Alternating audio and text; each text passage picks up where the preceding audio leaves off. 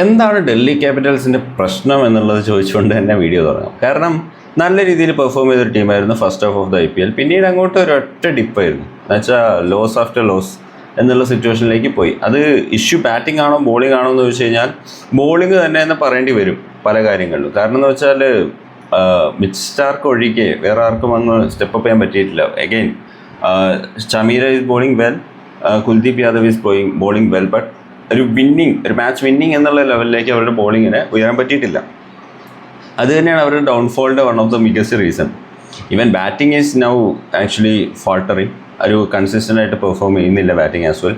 So അങ്ങനെ മൊത്തത്തിൽ down ആയി കിടക്കുന്ന ടീമാണ് ഡൽഹി ക്യാപിറ്റൽസ്. ആ ഒരു ടീമിൻ്റെ മെയിൻ ബോളറായ മിച്ച് സ്റ്റാർക്ക് കൂടി റിട്ടേൺ ചെയ്യുന്നില്ലാത്തൊരു സിറ്റുവേഷൻ വരുമ്പോൾ ടീം എങ്ങനെ പെർഫോം ചെയ്യും? Let's preview match number 60. It's Delhi Capitals versus Gujarat Titans. മത്സരം നടക്കുന്നത് ഡൽഹിയുടെ ഹോം ഗ്രൗണ്ടാണ്.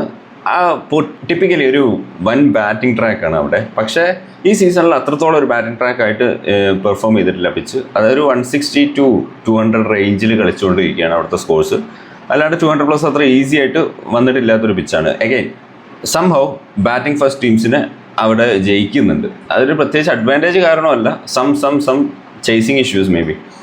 So expecting a batting track, ഒരു 190, 200 type of scores batting track. And I'm completely expecting Gujarat to win today. കാരണം Gujarat is a full squad. Like Rabada also join back the team. So അത് team കുറച്ചുകൂടി strengthen ആവുകയാണ് ചെയ്തിട്ടുള്ളത് ഈ ബ്രേക്കിന് ശേഷം. So I'm completely expecting Gujarat Titans to win today. I think Jos Buttler പോകുന്നതിന് മുന്നേ ഒരു ഫിയറി അൺലീഷിങ് ഇന്ന് എക്സ്പെക്ട് ചെയ്യാം. Definitely Delhi bowling is extremely weak today. Chameera bowling നല്ലപോലെ ചെയ്യുന്നുണ്ടെങ്കിൽ പോലും I don't think he'll be able to replace the Mitchell Starc.